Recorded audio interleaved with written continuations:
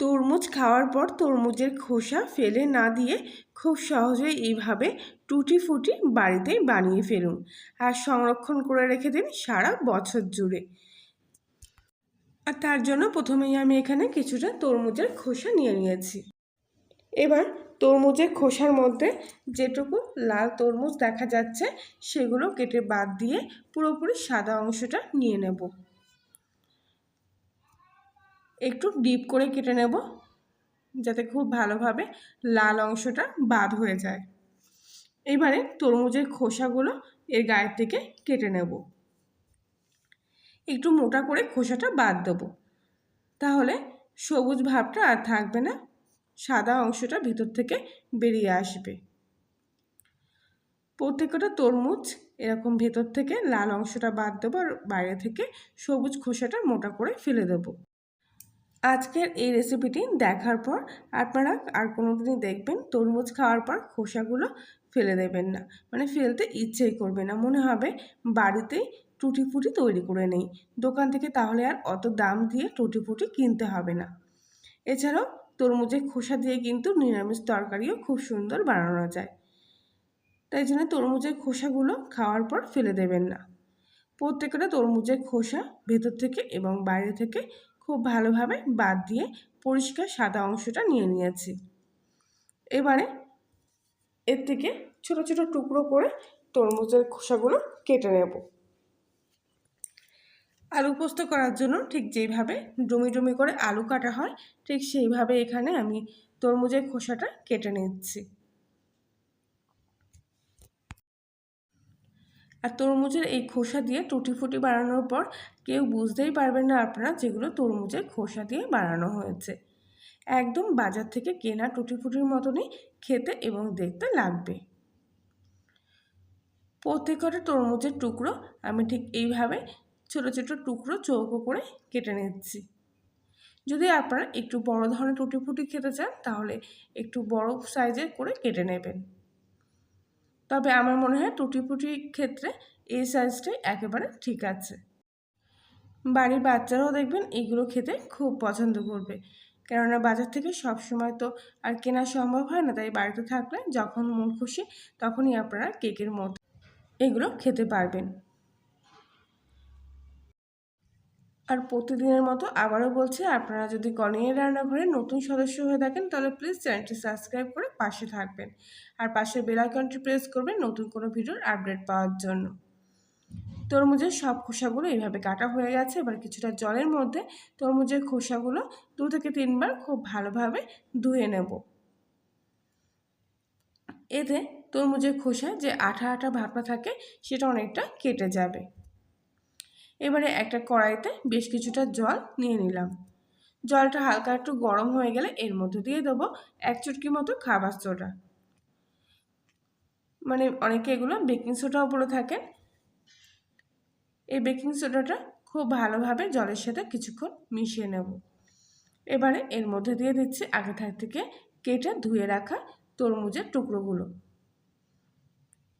খুব ভালোভাবে এগুলো এবার এই জলের সাথে মিশিয়ে কিছুক্ষণ ধরে ফুটিয়ে নিতে হবে।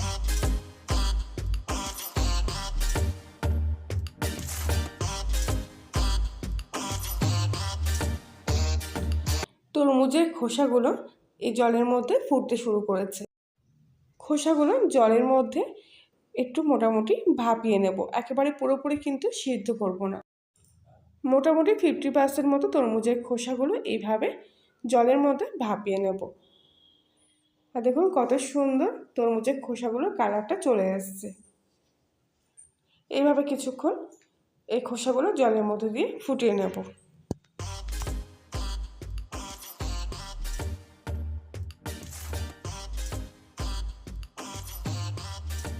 তরমুজের খোসাগুলো এখানে প্রায় মোটামুটি ভাপানো হয়ে গেছে। এবার গ্যাসটা অফ করে দিয়ে এই খোসাগুলো জল থেকে এইভাবে ছাঁকনা দিয়ে ছেঁকে নেব আর অন্য একটা পাত্রের মধ্যে তুলে রাখব।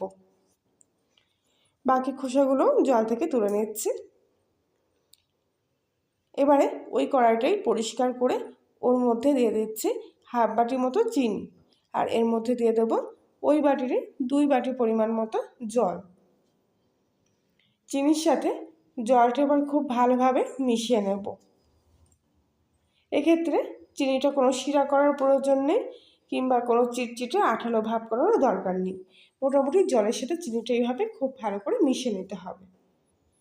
আর এবার এর মধ্যে দিয়ে দেবো আগে থেকে ভাপিয়ে রাখা তরমুজের খোসাগুলো। চিনি শিরার সাথে তরমুজের খোসাগুলো খুব ভালো করে এখানে মিশিয়ে নিচ্ছি। আর গ্যাসের ফ্লেমটা পুরোপুরি হাইতে রেখে আবারও চিনির শিরার মধ্যে এই তরমুজের খোসাগুলো খুব ভালোভাবে সেদ্ধ করে নেব। কিছুক্ষণ ধরে এইভাবে ফুটতে থাকবে আর নাড়াচাড়া করতে থাকতে হবে যাতে ভালোভাবে চিনির শিরাগুলো এই তরমুজের খোসার মধ্যে প্রবেশ করে।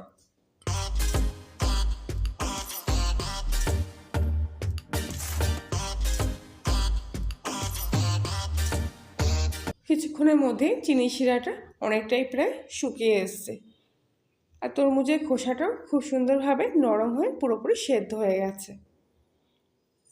এবারে গ্যাসটা আমি অফ করে দেব আর এটা নামিয়ে নেব আর কিছুক্ষণের জন্য হালকা ঠান্ডা হতে দেব।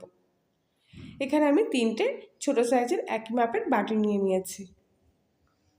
এবারে আগে থেকে চিনির শিরায় ফোটানো তরমুজের খোসাগুলো এই বাটিতে 3টে সমান ভাগে ভাগ করে রেখে দেব। আর এবার চিনির শিরা সমেত কিন্তু আমি তরমুজের খোসাগুলো বাটির মধ্যে রেখে দিচ্ছি। সামান্য অল্প করে চিনির শিরাও এই তো বাটিগুলোর মধ্যে অল্প করে দিয়ে দেবেন। এবারে এক এক করে ফুড কালারগুলো আমি এর মধ্যে মিশিয়ে নেব। প্রথমে আমি লাল ফুড কালার একটা বাটির মধ্যে ভালো করে তরমুজের খোসার গায়ে মিশিয়ে নিচ্ছি। একটু বেশি করেই ফুড কালার দেবেন, তাহলে দেখবেন কালারটা খুব সুন্দর আসবে। কিছুটা হলুদ ফুড কালার নিয়ে নিয়েছি, আবারও অন্য একটা বাটির মধ্যে খুব ভালোভাবে মিশিয়ে নিচ্ছি। এর বেশি কিছুক্ষণ সময় ধরে নাড়িয়ে চালিয়ে খুব ভালোভাবে মিশিয়ে দেবেন। আপনারা আপনাদের যে কোনো পছন্দ মতো ফুড কালারই এর মধ্যে ব্যবহার করতে পারেন। এবার সবুজ কালারের ফুড কালারটা আমি এর সাথে মিক্স করে দিচ্ছি। লাল সবুজ হলুদটাই বেশি ভালো লাগে টুটি ফুটির মধ্যে, তাই আমি এখানে 3টে কালারই ব্যবহার করলাম। এবারে এইগুলো এই অবস্থায় ভিজিয়ে আমি 6 থেকে 7 ঘন্টার মতো সময় রেখে দেব। মোটামুটি আপনারা একদিন সময় ধরেও এগুলো রেখে দিতে পারেন ফ্রিজে কিংবা বিনা ফ্রিজে। 7 থেকে 8 ঘন্টার সময় পর আমি এখানে ফিরে আসলাম আর দেখুন কত সুন্দর ভিজে গেছে তরমুজের এই খোসাগুলো শিরার মধ্যে। এবারে শিরার থেকে অল্প অল্প করে ছেঁকে নিয়ে আমি একটা অন্য পাত্রের মধ্যে এই টুটি ফুটিগুলো রেখে দিচ্ছি। এইভাবে পাতিয়ে রাখবেন আর প্রথম অবস্থায় একসঙ্গে মিশাবেন না, প্রত্যেকটা কালারই আলাদা আলাদা করে এইভাবে রেখে দেবেন। খুব ভালোভাবে পাতিয়ে নিতে হবে। আর যদি মনে করেন চিনির শিরাটা খুব বেশি আছে বাটির মধ্যে, তাহলে ছাঁকনা দিয়ে খুব ভালোভাবে চিনির শিরাটা ছেঁকে নেবেন। 3টে ভাগ করে টুটি ফুটিগুলো আমি এখানে রেখে দিয়েছি। এবার এগুলো 2 ঘন্টা সময় মতো ধরে আমি রোদে ভালো করে শুকিয়ে নেব। আপনারা চাইলে পাখার হাওয়াতেও খুব ভালোভাবে শুকিয়ে নিতে পারেন। 2 ঘন্টা রোদে শুকানোর পর টুটি ফুটিগুলো আমি তুলে নিলাম আর দেখুন কত সুন্দর শুকিয়ে গেছে, একদম পুরো ঝরঝরে হয়ে গেছে। চিনির শিরাগুলো কিন্তু খুব ভালোভাবে টেনে নিয়েছে টুটি ফুটির মধ্যে। যেহেতু এগুলো সেদ্ধ করা আর রোদে শুকানো, তাই এগুলো আপনারা সংরক্ষণ করেও রেখে খেতে পারবেন কয়েকদিন ধরে। আজকের রেসিপিটি আশা করছি আপনাদের কাছে ভালো লেগেছে। ভালো লেগে থাকলে লাইক শেয়ার কমেন্ট করে জানাবেন। তাহলে আজকের মতো এই পর্যন্তই, আবার দেখার জন্য একদিন। আর ততক্ষণ সবাই ভালো থাকবেন, সুস্থ থাকবেন, সাবধানে থাকবেন।